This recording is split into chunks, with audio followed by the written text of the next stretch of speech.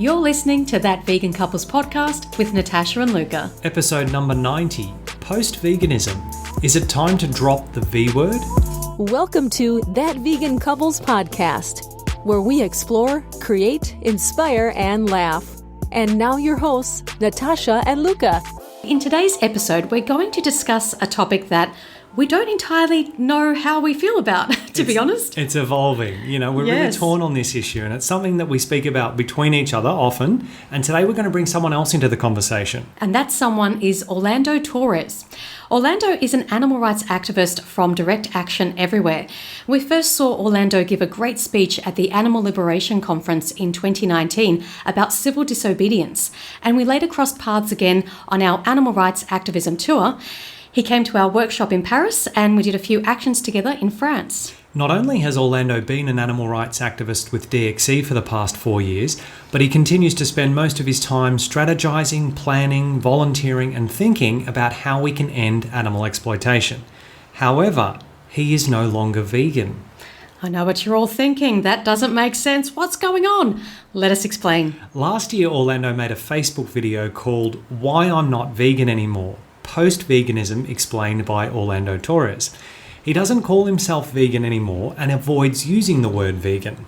He discusses a concept he's called post-veganism, and he has about 5 main reasons for this that we're going to delve into today. He says veganism has become counterproductive to animal liberation and is asking people not to use the V word so much. Now, when some people, like various YouTubers, have said they no longer want to use the word vegan, we've always just dismissed it because it seemed more apologetic than anything else. But when an animal rights activist like Orlando made a video about this topic, we were intrigued to hear more about what he had to say. Keep in mind that Orlando is not a plant-based YouTuber who is happy if people just change their diets. He's an activist who is focused on creating political and legal change for animal liberation, and it's important to keep that perspective throughout this episode. We'll just say from the onset that we're not swayed one way or the other at this point in time, and we'll definitely be challenging Orlando on some of his ideas that we don't agree with. All up, we think it's a healthy discussion to have in the movement, and we'll give our final thoughts at the end of this interview. Orlando, welcome to the show, mate. Thank you for joining us. Yeah, thanks for having me. I'm a really big fan of you too, so thank you for having me. Oh, that's very kind. Thank you. We're a fan of your work too, mate. Yes, thank you for everything you do. Orlando, this is kind of bizarre because we are that vegan couple. So I don't know if a name change to something like that anti-animal exploitation couple has the same ring to it. But it kind of doesn't roll off the tongue, but... it really doesn't. But you know, when we saw your video, it really got us thinking about things. I'm glad that was the point of it. I'm glad it did its job, yeah. Yeah, so we're going to discuss the 5 reasons for dropping the V word that you outline in your video later on. But just to start with, can you explain to our listeners what you mean when you say veganism is the strategy, not the goal?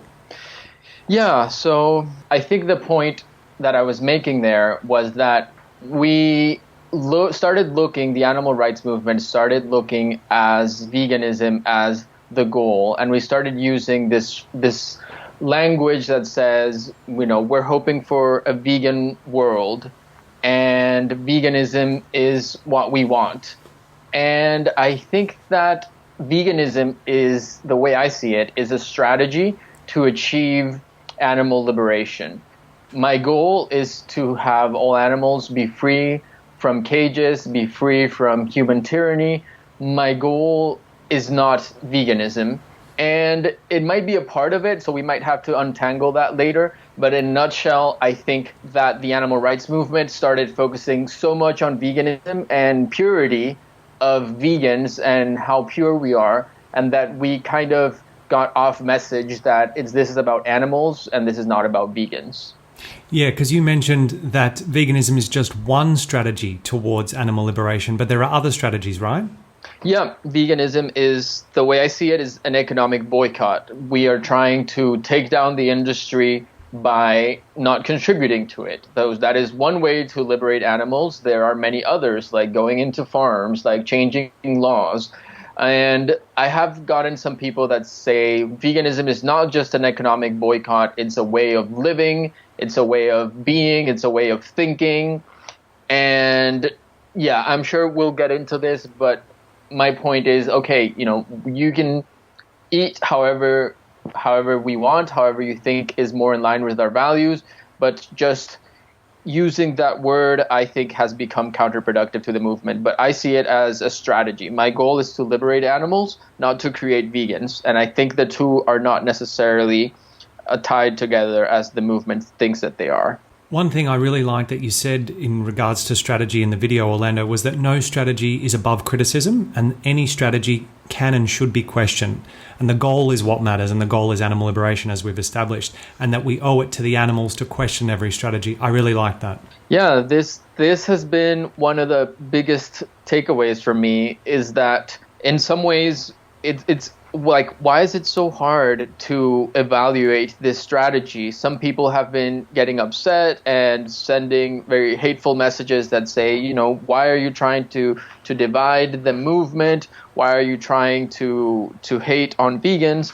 And what I say is, every strategy should be evaluated, and every strategy can be abandoned if necessary. And that's where we're at. We're trying to see if this is a strategy or if this is the goal.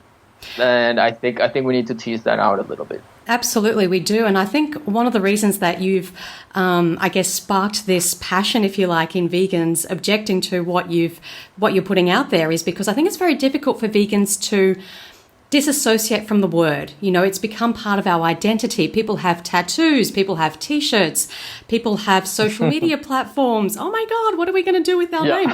I'm thinking of Moby. He just got vegan for life tattooed on his neck. What's he going to do, Orlando? Is he going to have to wear a skivvy to cover it up? So I think it's very much linked to our identity. Absolutely. And I think those are the people that are going to be the most opposed to these arguments, the people who already got the tattoos. But like I said, I think we owe it to the animals to say, I'll add.